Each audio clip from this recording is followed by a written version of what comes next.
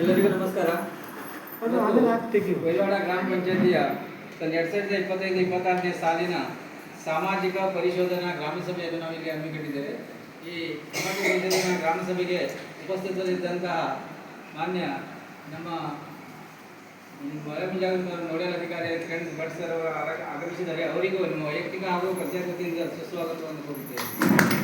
ಅದೇ ರೀತಿ ಪಂಚಾಯತ್ ಅಭಿವೃದ್ಧಿ ಅಧಿಕಾರಿಗಳು ಹಾಜರಿದ್ದಾರೆ. ಅವರಿಗೂ ನಿಮ್ಮ ವೈಯಕ್ತಿಕ ತಮ್ಮೆಲ್ಲರವಾಗಿ ಸ್ವಾಗತವನ್ನು ಕೋರುತ್ತೇನೆ. ಅದೇ ರೀತಿ ತಾಲೂಕಾ ಸಂಯೋಜಕರಾದ ಅಬು ಸರ್ ಅವರು ಇದ್ದಾರೆ. ಅವರಿಗೂ ನನ್ನ ವೈಯಕ್ತಿಕ ತಮ್ಮೆಲ್ಲರವಾಗಿ ಸ್ವಾಗತವನ್ನು ಕೋರುತ್ತೇನೆ. ಹಾಗೂ ಸುರಕ್ಷರ ಇಂಜಿನಿಯರ್ ಸರ್ ಅವರು ಆಗಮಿಸಿದ ತಾಲೂಕಿನಿಂದ ಅವರಿಗೂ ನನ್ನ ವೈಯಕ್ತಿಕ ತಮ್ಮೆಲ್ಲರವಾಗಿ ಸ್ವಾಗತವನ್ನು ಕೋರುತ್ತೇನೆ.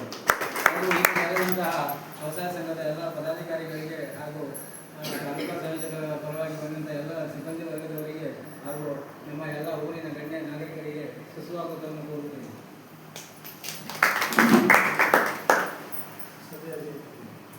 ಈಗ ಸಭೆಯ ಚರ್ಚಿಸತಕ್ಕಂಥ ವಿಷಯಗಳು: ಸಭೆಯ ಪ್ರಾಸ್ತಾವಿಕ ಗುರಿ, ಉದ್ದೇಶ ಹಾಗೂ ನಿರ್ವಹಣೆಯನ್ನು ಓದಿ ತಿಳಿಸಿದ್ದು, ಸಾಮಾಜಿಕ ಪರಿಶೀಲನೆ, ಸಭೆಯ ಹಾಗೂ ಅಡಾಕ್ ಸಭೆ ಅನುಪಾಲನಾ ವರದಿ ಕುರಿತು, ನರೇಗಾ ಯೋಜನೆಯಲ್ಲಿ 25-26ನೇ ಸಾಲಿನಲ್ಲಿ ನಿರ್ವಹಿಸಿದ ಕಾಮಗಾರಿಗಳ ಕುರಿತು, ಗ್ರಾಮ ಪಂಚಾಯತ್ 15ನೇ ಹಣಕಾಸು, ತಾಲೂಕು ಪಂಚಾಯತ್ 15ನೇ ಹಣಕಾಸು ಮತ್ತು ರಾಜ್ಯ ಹಣಕಾಸು, ಜಿಲ್ಲಾ ಪಂಚಾಯತ್ ಹಣಕಾಸು ಯೋಜನೆಯ ಕಾಮಗಾರಿಗಳ ಕುರಿತು 2025-26ನೇ ಸಾಲಿನದ್ದು ಸಭೆಯಲ್ಲಿ ಈ ಯೋಜನೆಗೆ ಸಂಬಂಧಿಸಿದಂತೆ ಉಪಸ್ಥಿತರಿರುವುದರಿಂದ ಚರ್ಚಿತವಾಗುವ ವಿಷಯಗಳು ಹಾಗೂ ಅಧ್ಯಕ್ಷರ ಅನುಮತಿ ಮೇರೆಗೆ ಬರುವಂತಹ ವಿಷಯಗಳು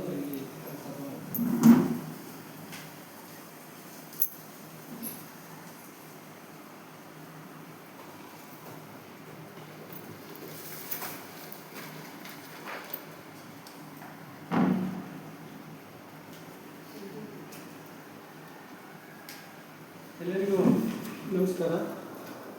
ಇವತ್ತಿನ ದಿವಸ ತಮಗೆ ಗೊತ್ತಿರುವ ಹಾಗೆ ಉದ್ಯೋಗ ಖಾತ್ರಿ ಯೋಜನೆ, ಗ್ರಾಮ ಪಂಚಾಯಿತಿಯ 15ನೇ ಹಣಕಾಸು ಯೋಜನೆ, ತಾಲೂಕಾ ಪಂಚಾಯಿತಿ 15ನೇ ಹಣಕಾಸು ಯೋಜನೆ ಮತ್ತು ರಾಜ್ಯ ಹಣಕಾಸು ಯೋಜನೆಗೆ ಸಂಬಂಧಪಟ್ಟಂತೆ ಕಾಮಗಾರಿಗಳಿಗೆ ಸಂಬಂಧಪಟ್ಟಂತೆ ಸಾಮಾಜಿಕ ಪರಿಶೀಲನಾ ಸಭೆಯನ್ನು ನಡೆಸಬೇಕು ಅಂತ ಹೇಳುತ್ತೆ. ಸೊ ಇದರ ಮುಖ್ಯ ಉದ್ದೇಶ ಅಂತಂದರೆ, ಉದ್ಯೋಗ ಖಾತ್ರಿ ಯೋಜನೆ ತಮಗೆ ಗೊತ್ತಿರುವ ಹಾಗೆ 2008-09ರಿಂದ ಪ್ರಾರಂಭವಾಗಿ ಈಗ ನಿನ್ನೆಯವರೆಗೆ ಅಂದರೆ ಜೂನ್ 30, 2026ರವರೆಗೆ ಇದ್ದು, ಒಂದು ಉದ್ಯೋಗ ಖಾತ್ರಿ ಯೋಜನೆ ಬಂದಾಗಿ ಒಂದು ಹೊಸ ಯೋಜನೆ ಪ್ರಾರಂಭ ಆಗ್ತಾ ಇದೆ, ವಿಕಸಿತ BBG ರಾಮ್ಜಿ ಯೋಜನೆ ಅಂತ ಹೇಳುವಂಥದ್ದು.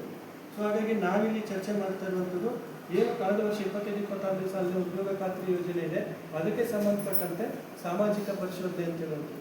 ಸೊ ಇದರ ಮುಖ್ಯ ಉದ್ದೇಶ, ಸಾಮಾಜಿಕ ಪರಿಶೋಧನೆ ನಿಯಮ 2011 ಪ್ರಕಾರ ಗ್ರಾಮ ಪಂಚಾಯಿತಿಯ ಅಧ್ಯಕ್ಷರು, ಉಪಾಧ್ಯಕ್ಷರು, ಸದಸ್ಯರು, ಪ್ರತಿನಿಧಿಗಳು, ಆನಂತರ ತಾವು ಗ್ರಾಮಸ್ಥರ ಬೇಡಿಕೆಯನ್ನು ಸಲ್ಲಿಸಿರ್ತೀರಿ. ಆ ಪ್ರಕಾರವಾಗಿ ಕಾಮಗಾರಿಗಳನ್ನು ಗ್ರಾಮ ಪಂಚಾಯಿತಿಯಲ್ಲಿ ಮಾಡಿರ್ತಾರೆ. ಅದು ವೈಯಕ್ತಿಕ ಕಾಮಗಾರಿ ಇರ್ಬೋದು ಅಥವಾ ಸಮುದಾಯ ಕಾಮಗಾರಿಗಳಿರ್ಬೋದು. ಆ ಕಾಮಗಾರಿಗಳಿಗೆ ಸಂಬಂಧಪಟ್ಟಂತೆ ಕಾಮಗಾರಿಗಳ ಖರ್ಚು ವೆಚ್ಚಗಳನ್ನು ಓದಿ ಹೇಳುವಂಥದ್ದು, ಆನಂತರ ಕಾಮಗಾರಿಗೆ ಸಂಬಂಧಪಟ್ಟಂತೆ ಕೂಲಿ ಪಾವತಿಯನ್ನು ಚರ್ಚೆ ಮಾಡುವಂಥದ್ದು. ಒಂದು ವೇಳೆ ಕೂಲಿ ಪಾವತಿ ಆಗದೇ ಇದ್ದರೆ ಅದು ಏನು ಬ್ಯಾಂಕಿಂಗ್ ಸಮಸ್ಯೆ ಆಗಿದೆಯೋ ಅಥವಾ ಆಧಾರ್ ಕಾರ್ಡ್ ಜೋಡಣೆ ಸಮಸ್ಯೆ ಆಗಿದೆಯೋ ಅದನ್ನು ಚರ್ಚೆ ಮಾಡುವಂಥದ್ದಾಗಿದೆ. ಇನ್ನು ಮುಖ್ಯವಾಗಿ ತಾವೇನು ಫಲಾನುಭವಿಗಳಿದ್ದೀರಿ, ನೀವು ತಮ್ಮ ಅಹವಾಲು ಮತ್ತು ಬೇಡಿಕೆಗಳು ಏನಿದೆ ಅದನ್ನು ಚರ್ಚೆ ಮಾಡಲಿಕ್ಕೆ ಈ ಒಂದು ಸಭೆ ಕೂಡ ಅವಕಾಶ ಆಗ್ತದೆ. ಇನ್ನು 4ನೇದಾಗಿ ಈ ಯೋಜನೆಯ ಸಮರ್ಪಕವಾದಂಥ ಅನುಷ್ಠಾನ ಆಗಬೇಕು ಅಂತ ಹೇಳುವಂಥದ್ದೇ ಸಾಮಾಜಿಕ ಪರಿಶೋಧನೆ ಉದ್ದೇಶ. ಇದು ಉದ್ಯೋಗ ಖಾತ್ರಿ ಯೋಜನೆ.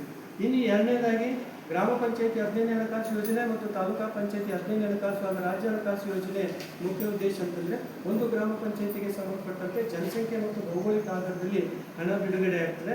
ಅದನ್ನು ಪಂಚಾಯತ್ ರಾಜ್ ನಿಯಮಾವಳಿಯ ಪ್ರಕಾರವಾಗಿ ಕಾಮಗಾರಿಗಳನ್ನು ಕೈಗೆತ್ತಿಕೊಳ್ಬೇಕಾಗ್ತದೆ. ಇಲ್ಲಿ ನಿರ್ಬಂಧಿತ ಮತ್ತು ಅನಿರ್ಬಂಧಿತ ಅಂತ ಇದೆ.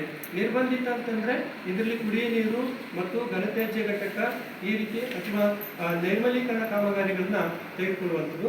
ಆನಂತರ ಅನಿರ್ಬಂಧಿತ ಅಂತ ಹೇಳುವಂಥದ್ದು ಗ್ರಾಮದಲ್ಲಿ ಏನು ಶಾಲೆ, ಅಂಗನವಾಡಿಗಳಲ್ಲಿ ಅಥವಾ ಶೌಚಾಲಯಗಳನ್ನು ಮಾಡಿಕೊಡುವಂಥದ್ದು ಇರ್ಬೋದು. ಅದರ ಜೊತೆಯಲ್ಲಿ ಬೀದಿ ದೀಪಗಳ ನಿರ್ವಹಣೆಯನ್ನು ಮಾಡುವಂಥದ್ದು, ಸ್ಮಶಾನ ಅಭಿವೃದ್ಧಿ ಇತರೆ ಕಾಮಗಾರಿಗಳನ್ನು ಕೈಗೆತ್ತಿಕೊಳ್ಳಿಕ್ಕೆ ಅವಕಾಶಗಳಿದ್ದಾವೆ. ಇಲ್ಲಿ ಒಟ್ಟಾರೆಯಾಗಿ 15ನೇ ಹಣಕಾಸು ಮತ್ತು ರಾಜ್ಯ ಹಣಕಾಸಿಗೆ ಸಂಬಂಧಪಟ್ಟಂತೆ 25% SC/ST ಏನು ಸಮುದಾಯ ಇದೆ ಅವರ ಅಭಿವೃದ್ಧಿಗಾಗಿ ಕಾಮಗಾರಿಗಳನ್ನ ಮಾಡಬೇಕು ಅಂತಿದೆ. ನಂತರ 5% ಅನುದಾನವನ್ನು ವಿಕಲಚೇತನ ಜನರಿಗೆ ಆ ಭಾಗಕ್ಕೆ ಕಾಮಗಾರಿಗಳನ್ನು ಮಾಡಿಕೊಡ್ಬೇಕು ಅಂತ ಹೇಳುವುದು ಇದರ ಮುಖ್ಯ ಉದ್ದೇಶ.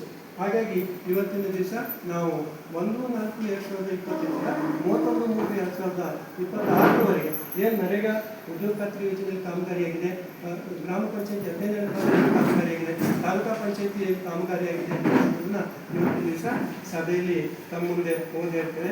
ಅದಕ್ಕೆ ಸಂಬಂಧಪಟ್ಟಂತೆ ಚರ್ಚೆಗಳು ಅಥವಾ ತಮ್ಮ ಅಹವಾಲುಗಳು ಅಥವಾ ಬೇಡಿಕೆಗಳು ಅಥವಾ ಸಲಹೆ ಸೂಚನೆಗಳು ಏನಾದರೂ ಇದ್ದರೆ ತಾವು ಅದನ್ನು ಪ್ರಸ್ತಾಪವನ್ನು ಮಾಡ್ಬೋದು ಅಂತ ಹೇಳ್ತಾ ಸಾಮಾಜಿಕ ಪರಿಶೋಧನೆ ಗ್ರಾಮ ಸಭೆಯ ಪ್ರಾಸ್ತಾವಿಕವಾದಂಥ ವಿಚಾರಿಷ್ಟನ್ನು ನಾನು ಸಂಕ್ಷಿಪ್ತವಾಗಿ ಹೇಳಲಿಕ್ಕೆ ಬಯಸ್ತೇನೆ.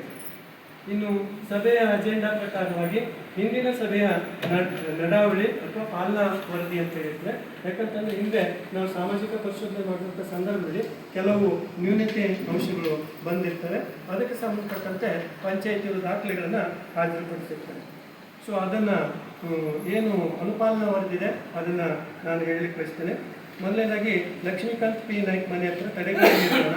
ಈ ಒಂದು ಕಾಮಗಾರಿ ಸಂಬಂಧಪಟ್ಟಂತೆ 3 ಕೂಲಿ ಕಾರ್ಮಿಕರ ಸಹಿ ಇಲ್ಲ ಇತ್ತು. ಅದನ್ನು ಪಂಚಾಯಿತಿಯವರು ಸಹಿಯನ್ನು ತಗೊಂಡು ಆ ದಾಖಲಾತಿಯನ್ನು ಹಾಜರುಪಡಿಸಿರ್ತಾರೆ. ಸಿದ್ದರ ಗ್ರಾಮದ ಮನೋಹರ್ ಗಾಂವ್ಕರಿಯವರ ಮನೆ ಹತ್ರ ತಡೆಗೋಡೆ ನಿರ್ಮಾಣ. ಇದರಲ್ಲಿ NMR 2304ರಲ್ಲಿ 7 ಕೂಲಿಗಳ ಸಹಿ ಇರಲಿಲ್ಲ ಇತ್ತು. ಬಟ್ ಅವರಿಗೆ ಹಣ ಪಾವತಿಯಾಗಿದೆ. ಆ ಸಹಿಯನ್ನು ತಗೊಂಡು ದಾಖಲೆಯನ್ನು ಹಾಜರುಪಡಿಸಿದ್ದಾರೆ.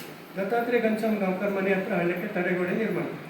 ಸೊ ಇದರಲ್ಲಿ 6 ಕೂಲಿ ಕಾರ್ಮಿಕರ ಸಹಿ ಇಲ್ಲ ಇತ್ತು. ಅದನ್ನು ಪಂಚಾಯಿತಿಯವರು ಸಹಿಯನ್ನು ಪಡ್ಕೊಂಡು ದಾಖಲೆಯನ್ನು ಹಾಜರುಪಡಿಸಿದ್ದಾರೆ. ದೇವಿ ಬಾಳಗೌಡ ಸಿದ್ದರ್ ವಸತಿ ಮನೆ ನಿರ್ಮಾಣ. ಗ್ರಾಮ ಪಂಚಾಯಿತಿ ನಿಮ್ಮ ಪಂಚಾಯಿತಿಯ ಸದಸ್ಯರು ಅಧ್ಯಕ್ಷರು ಉಪಾಧ್ಯಕ್ಷರು ನಿಮ್ಮ ಮನೆಗಳನ್ನು ಸ್ಯಾಂಕ್ಷನ್ ಮಾಡಿರ್ತಾರೆ.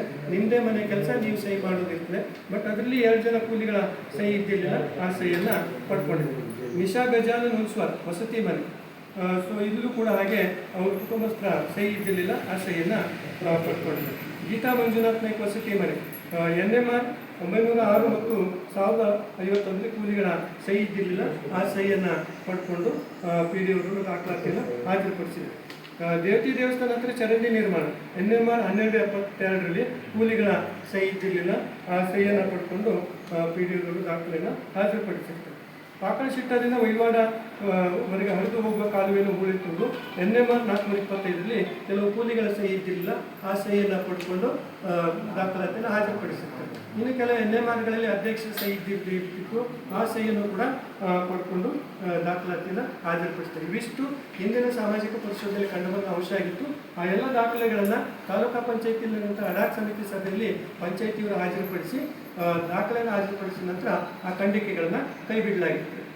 ಸೊ ಈಗ ನಾವು ನೇರವಾಗಿ ಈಗ 1/4/2025ರಿಂದ 31/3/2026ವರೆಗೆ ಏನು ಕಾಮಗಾರಿಗಳು ಆಗಿದ್ದಾವೆ ಅಂತ ಹೇಳೋದನ್ನು ನಾವು ಈಗ ಓದಿರ್ತೇವೆ.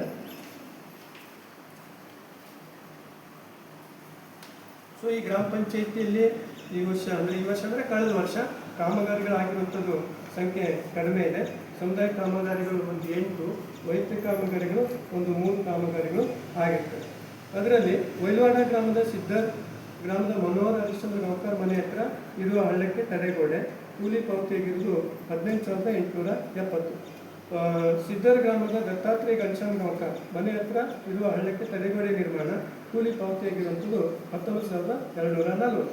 ಸಕಲ್ವಾಡ ಜಾನಕಿ ಮುರಾರಿ ನಾಯ್ಕ್ ಜಮೀನ್ ಹತ್ರ ಹಳ್ಳಕ್ಕೆ ತಡೆಗೋಡೆ. ಇಲ್ಲಿ ಕೂಲಿ ಪಾವತಿಯಾಗಿರುವಂಥದ್ದು 25,900.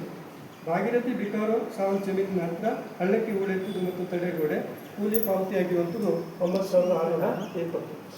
ವಿನಾಯಕ್ ಮಹಾಲೆ ಮನೆ ಹಿಂದೆ ಇರುವ ರಸ್ತೆಗೆ ಚರಂಡಿ 7,400 ಕೂಲಿ ಪಾವತಿಯಾಗಿರುವಂಥದ್ದು. ಸಿದ್ದರ್ ಗ್ರಾಮದ ಮುದುರಾ ಸ್ವಾತಿ ಸುರೇಶ್ ನಾಯ್ಕ್ ಮನೆ ಮುಂದೆ ಇರುವ ರಸ್ತೆಗೆ ಚರಂಡಿ 38,850. ಅದೇ ರೀತಿಯಲ್ಲಿ ಸಿದ್ದರ ಗ್ರಾಮದ ಮುದುಗಾ ವಿನೋದ್ ರಾಮಚಂದ್ರಗೌಡ ಮನೆ ಹತ್ರ ಕಾಲುವೆ ನಿರ್ಮಾಣ. ಕೂಲಿ ಪಾವತಿಯಾಗಿರುವುದು 51,430.